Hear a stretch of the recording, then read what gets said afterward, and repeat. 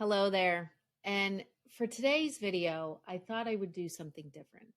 There's not necessarily any action items here other than to listen and maybe give some thought as to what your pillars of leadership are. So today I thought I wanted to share, what my pillars of leadership are.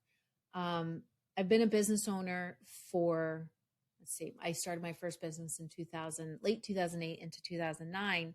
But prior to that, I was a leader myself. I was actually a director of operations and a director of marketing, on my way to become the chief operations officer. And over the years, I've worked with many different business owners. I've worked with different types of CEOs. I've worked with CEOs who have been phenomenal, and I've worked with CEOs who have not been so much.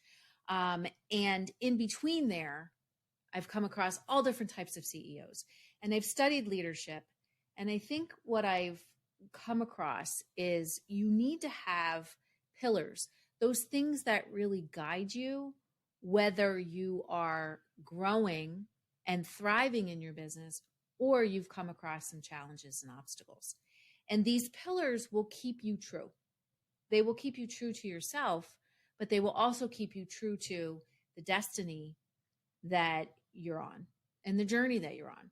Because so often, as leaders, it can feel really lonely.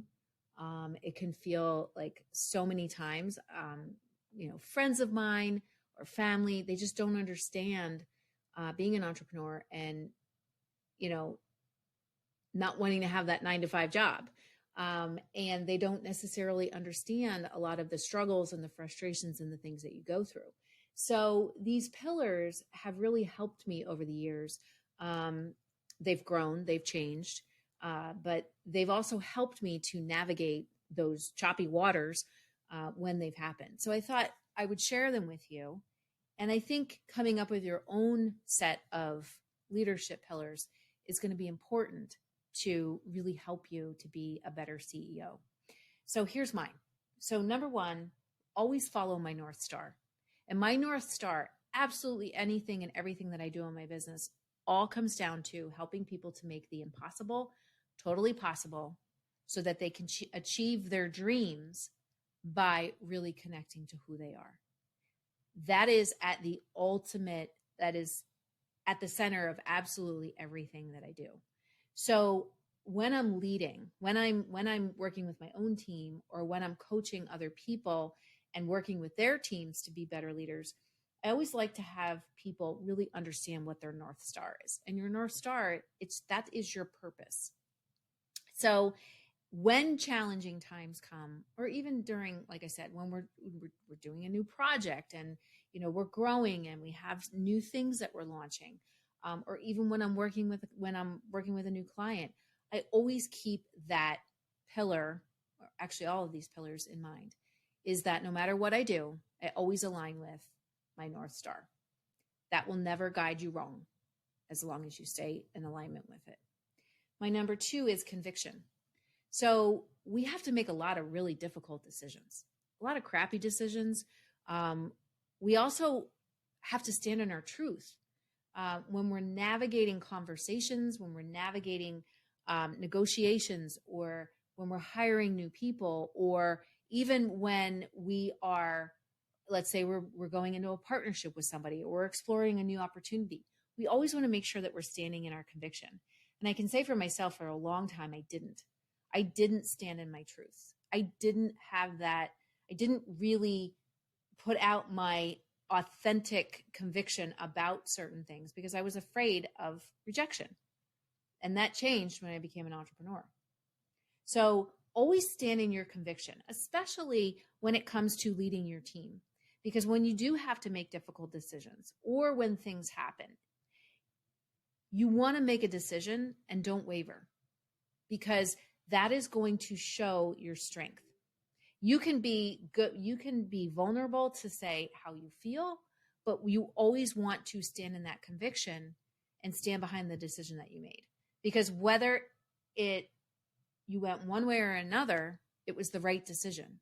It was the decision that you made with the information that you had at that time. So you need to stand in conviction on it. You also need to stand in conviction with what you believe is true and what you believe is possible for your business. Again, never wavering from that. The third thing is always have innovation that comes from independent thinking. And you've heard me talk about this a lot. We always want to be innovating in our business, no matter what you do. I worked for a guy who had a shoe store many years ago. I was 18 years old, and we sold shoes, but we was constantly innovating with the type of shoes that we sold, with the services that we provided. I mean, we worked with a lot of different foot doctors, and just the location, like the location when it got to a point where it wasn't really working anymore, to figure out what would be the best location to move to. So you always want to be innovating in your business. And that comes from and encouraging innovation from independent thinking in your business, from diverse thinking in your business, which for me, again, that is a pillar that I think I've embraced since I was young. Always be curious, always be creative, always be innovating. Number 4, vision. Vision is everything. Vision challenges us to think about things differently. It challenges us to think about something that we've never thought about and do something that we've never done before. We don't know how we're going to get there, but we put it out there and we move towards it. We just start taking action. So you cannot build a business without vision. Many people try to. I worked for somebody who had a $90 million business and had no vision, but he was lucky because there were people like me who did have vision, who could actually see into the future and say, people aren't doing this type of refrigeration right now for medical environments, but I know that we're going to get there because this is what I see happening in the world of laboratory research. So we need to be an innovator. And guess what? We launched a private label product line from 0 to 3 million during the recession in 2009. Pretty radical, right? So vision is everything. And in order, when you have vision, you need to have a co-creator. You need to have collaborators. You need to have constructors that will help you to make that vision come to life. But you, my friend, need to have the vision. You cannot build and scale a business without vision. Remember, vision is everything. That's the difference that you're creating, the future that you're creating with what you do in your business today. So vision, it's always key. Number 5 is emotional IQ. To be able to look at things and be able to zoom out from it and not zoom into it, take it personally and make it mean something about you and your business that really doesn't have a meaning. To be able to dial down the emotion during heated periods, during challenging times, during times that things happen that are unexpected, but also being able to really regulate those emotions and regulate, how we feel about stuff all the time, whether it's a challenge or whether it's a period of high growth, because we want to make sure that we're constantly staying connected to that vision that we're driving forward. So also realizing that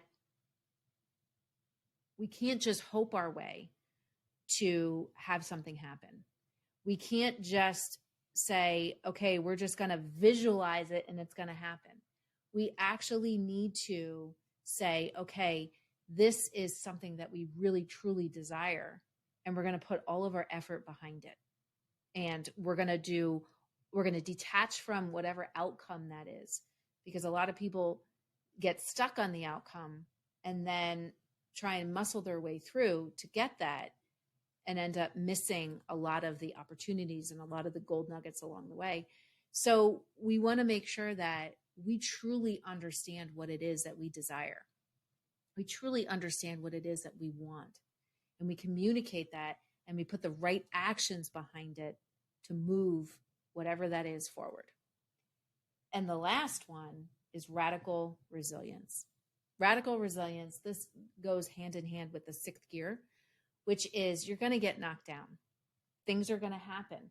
And we always want to make sure that we have that deep inner drive, whatever that is, and we have connection to it. So that in times of doubt, in times of frustration, in times when we feel like, oh my God, I can't do this, when times when people are questioning us, we dig into that radical resilience and we keep moving forward. It's just like when an athlete is training. They might not hit the time that they wanted to hit the first time during practice, the second time during practice, but eventually they hit it and they get to that stride where they're like, okay, this is good. I feel comfortable. I know what I'm doing. And then they need to go to that next level. And what gets them there to get to that drive zone that takes their capability to that higher place, is that radical resilience. So that if something doesn't go right, or something isn't the way that they want it to go, they can keep moving forward. They can keep striving and keep achieving and keep having that edge. It's that edge that keeps them moving. So I want you to think about, what are your pillars of leadership? Yours might be different from mine. Everybody's are different. These are mine. I want you to think about what yours are, come up with your own pillars of leadership, and make sure that you then live by them absolutely every single day. Trust me on this. It will change the way that you look at your business, and it will change the way that you look at absolutely everything that you do, and it will change the way that you look at your life. All right, go set your pillars.